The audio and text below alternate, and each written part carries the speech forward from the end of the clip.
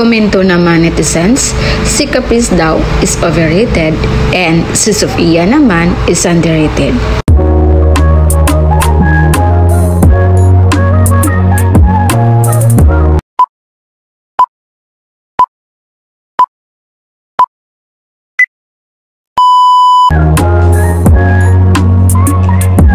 So yun nga guys, for today's update, nakiusap yung ibang mga netizens na itigil na yung pangbabash at pagkukumpara kina Caprice at Sofia.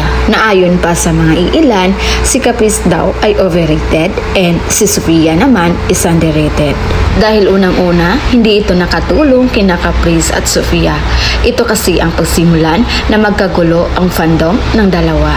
Nagkaroon ng issue ang dalawa simula ng bigyan ni Caprice ng isang punto si Sofia, which is decided naman by the group, na medyo ikinasama ng mga supporters ni Sofia dahil ayon pa sa kanila, underrated daw si Sofia. Deserve daw nito ang more recognition than she's getting right now.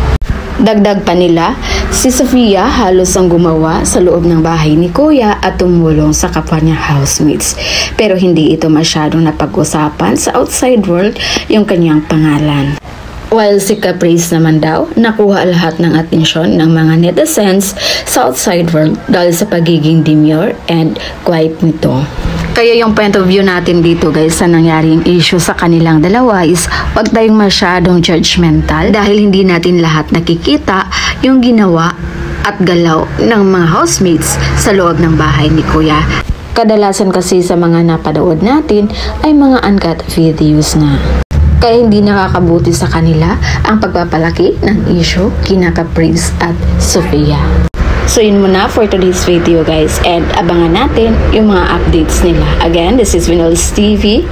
Thank you for watching.